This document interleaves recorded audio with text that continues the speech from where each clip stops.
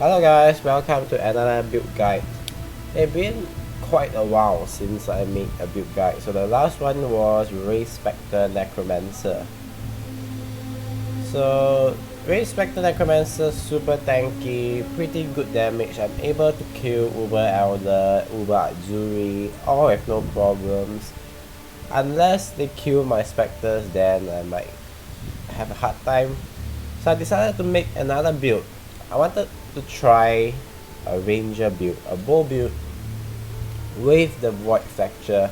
Looks so cool, so I decided to go with this build, Ice Shot. So the reason why I'm calling this build Voidshot is because of this item, void fracture. It shoots void shots when you use an arrow skill.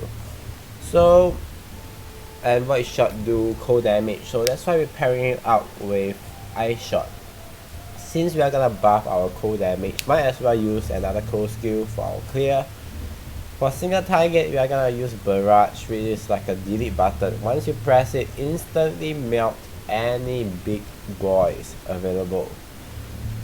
So usually you use Barrage when you meet like a rare monster that is very hard to kill, or like a bestiary beast, or a unique monster or boss. You're gonna use your Barrage, pair it up with Frost Bomb when you need it.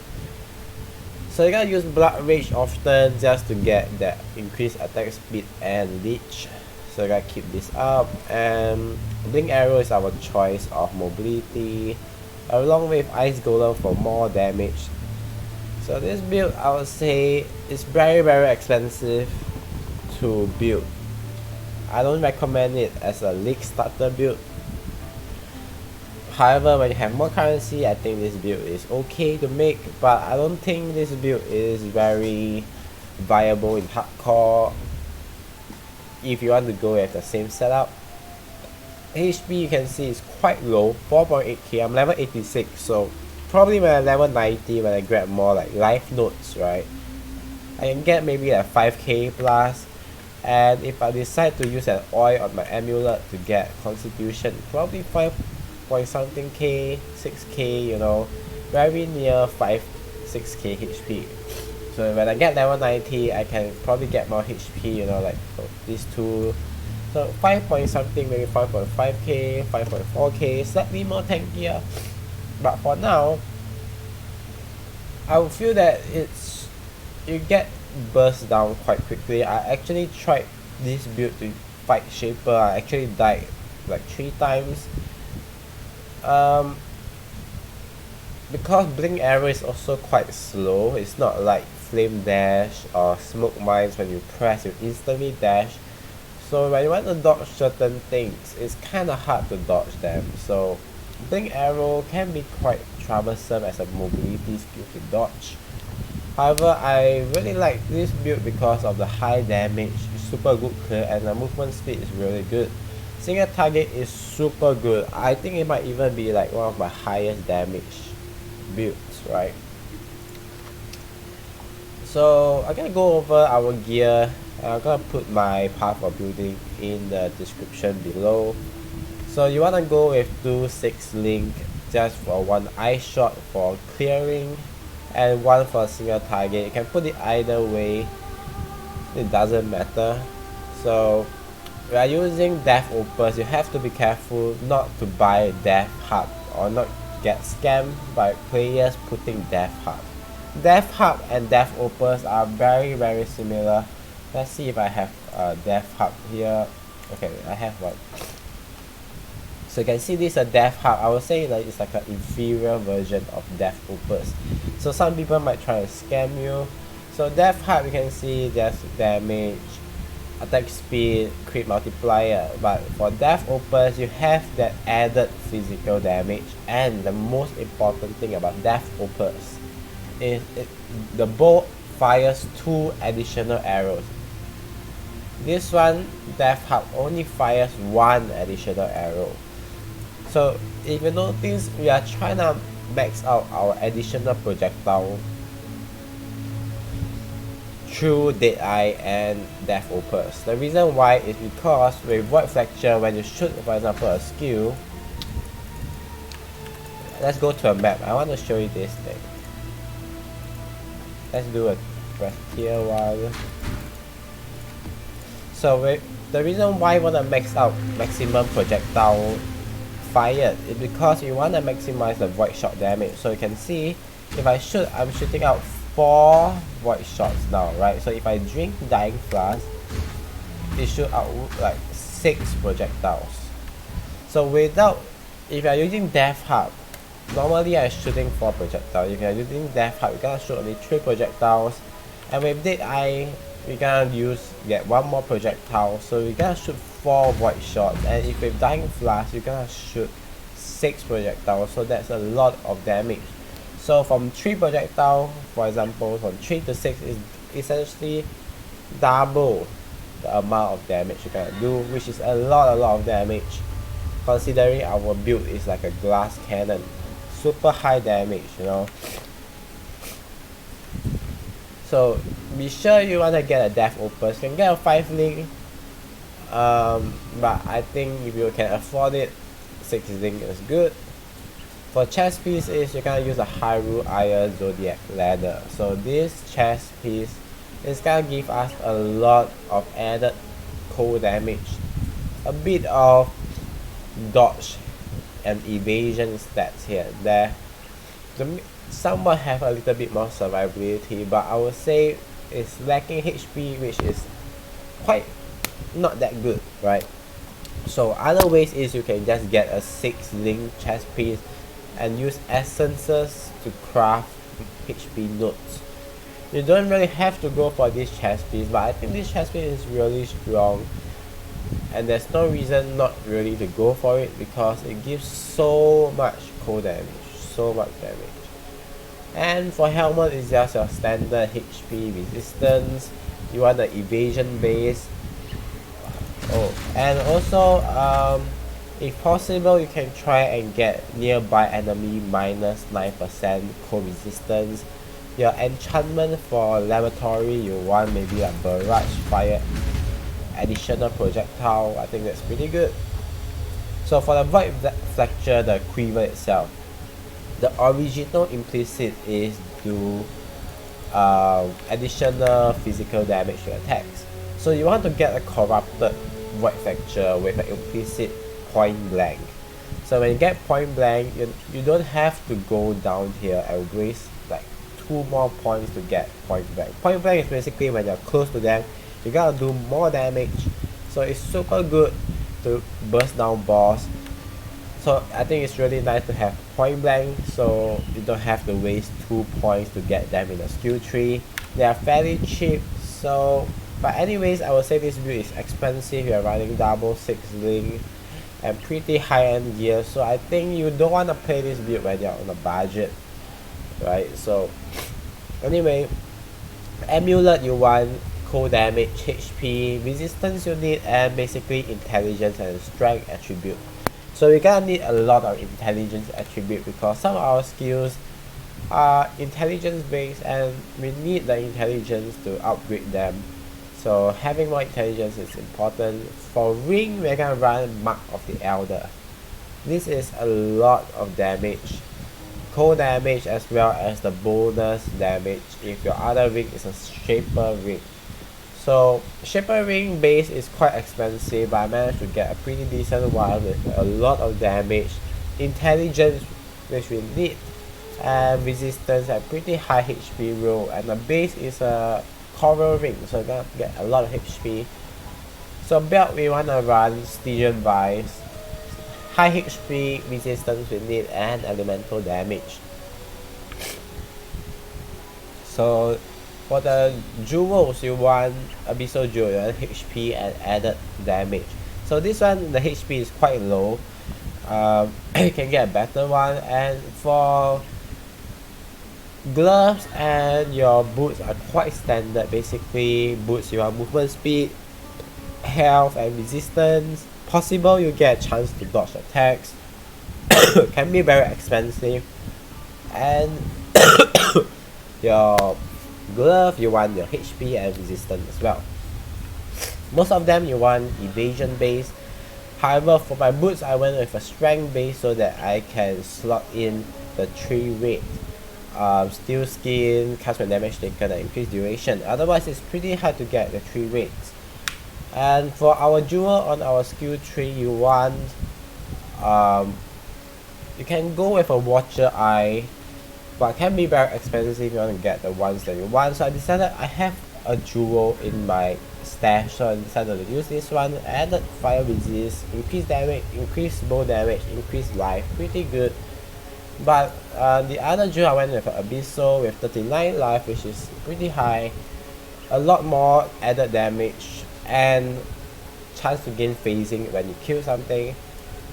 So this build we are also running Lion Eye 4 jewel. So Lion Eye 4 jewel actually converts the nodes within the radius that are melee into bow. So you can see here it says increase critical strike with bow, but when you take this out it doesn't say that. You can see it say claw. So this one actually converts all these melee lines nodes into bow damage. So we're gonna get a lot of damage, and our leech is actually from here, from the claw. So I decided to went with a corrupted version that gives increased critical global strike chance. You can go with increased damage, depends on which one you like, but all of them are priced quite similar. About 170C, about 1 Exalt. You can get one pretty nicely corrupted one. Other than that, the skill tree is quite standard with most ranger builds. You're just gonna go and get this move speed and HP, damage, face acrobatic, and some intelligence from here, trickery and wholehearted calculation. So if I want to go to level 90, I'll probably finish this HP node.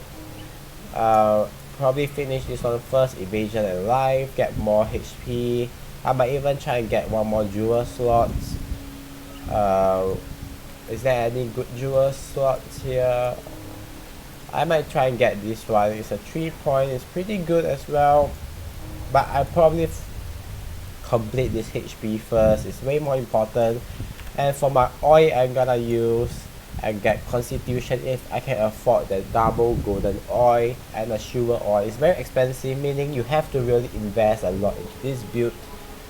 If you don't wanna, you can get something else, right? You can get something cheap, black oil plus 2 silver oils. It's way cheaper than 2 golden and 1 silver. Although this one gives way more HP, 14% and 20 maximum life. This one is actually pretty good, considering from 20 you get a flat 30 HP and you get 10% increase. So this one is actually pretty good and cheap. It's a black and double silver oil. You can even get more damage like Throat Seeker, which is, where is Throat Seeker? Over here, pretty cheap. Opalescent, Violet and Amber oil. Depends on you whether you want more damage or more HP. I would say I will go for more HP because this build, the only thing that I find is lack of HP. So if you are able to make up for that, this build is gonna be pretty strong. So I'm gonna run a map here to showcase the power of this build. Let's do Minotaur with mods. So you don't wanna get too OP mods here, otherwise it's not very fair for our build, although you can do that actually. Let me see which one should I get. I wanna get June, but anyway, because I'm doing a video right now, I want it to end fast, you know. So I'm gonna do it with Beastery. Gonna end faster than if I were to do like Alva or something else, you know. So over here at the first start, you wanna activate your Blood Rage. Gonna start rushing in. You can see it just burst down the entire. So I'm just gonna let this fade through and hope you guys enjoy the gameplay, right? So I rarely use my flash, you can see. Sometimes I use my flash, but most of the time I save them for bigger monsters. You can see we use Barrage to defeat slightly stronger monsters that is probably more tanky than the normal ones. So you can see tormented spirit here. Okay, so that is. So I gotta do the blight here. I gotta show you how it fares against the blight. I would say it fares pretty well, but you have to build quite a lot as well. Otherwise, it can be quite hard because some monster has like proximity shield, right? When you have proximity shield, it's quite hard for this build to get by because you have to go in a proximity shield and you might die. But when they don't have proximity shield, I think this build is pretty okay. The clear is pretty damn good. Damage is really sick as well, so able to kill all those rare monsters pretty easily. But I would say Necromancer might be slightly easier than this build. Necromancer is sort of, you feel like it is designed for this mechanic. Wow, I almost get bursted down by the blight mechanic, you can see. Not gonna lie, I actually think that the blight monsters are quite overtuned. Some of the rare monsters are very overtuned. That's why I feel that sometimes I die to them, but to the blight monsters, they are a bit like the betrayal bosses when they are first released. They are super overtuned in our opinion. Up to you guys, what you guys think. Some people feel that they are not very powerful blight monsters, but I feel that they deal a lot of damage, blight monsters. So this build sometimes is quite laggy, so it's like a Pega, you know. But pretty nice clear, you can see. You can of course not use Ice Shot, you can use like Voidshot, I mean like Domino Shot if you want for your clear skill. But I prefer Ice Shot because since we are running more cold damage, our Ice Shot is gonna get better benefits if we were to run like other things, you know. But you could of course, if you want, try at other skills like Domino Shot if you want. But I'm just gonna keep it at Ice Shot, which I think is like the better version. So I'm just gonna do this here. So there's a lot of monsters. Take it slow, you know.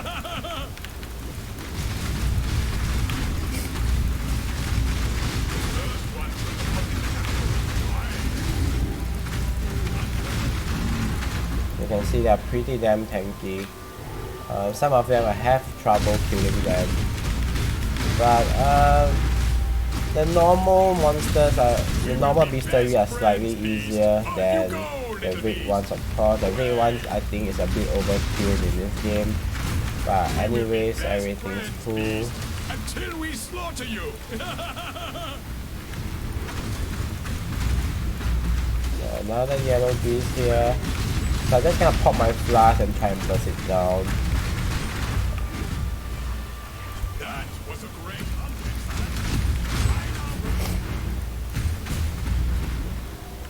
I think the boss is... My mana is gone. Yeah.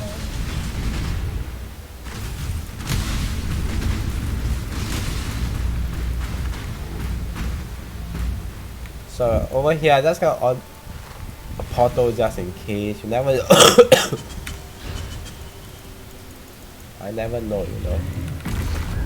What the fuck?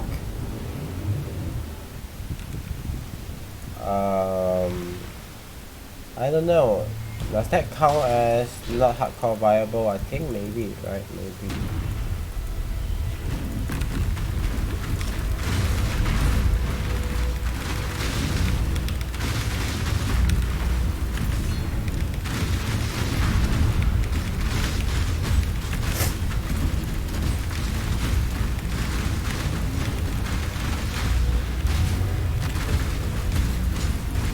I mean, I don't know why it hit me as well, but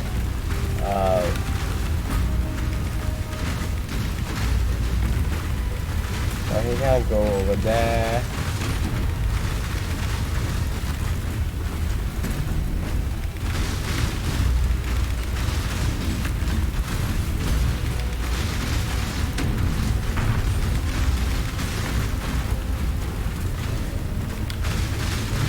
out of flash, so you're not gonna do a lot of damage. And what the fuck is this?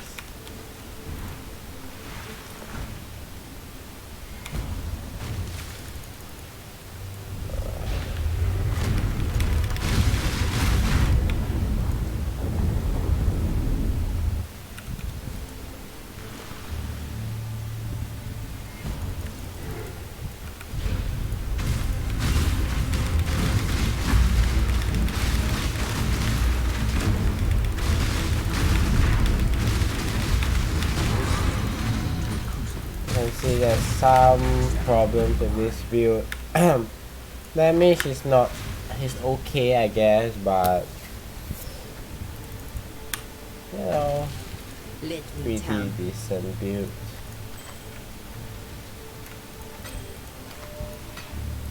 Fate awaits you. Not sure whether it's because of the mods or whatever, but that's it for this build. Pretty okay build, I would say. It's kind of fun to map with it, but there's some weaknesses, of course, to this build. I actually feel that I prefer the Necromancer build over this one, but you could try it out if you really want to play Ice Shot build. This one is not bad, very expensive, decently strong, but anyway, thanks for watching guys.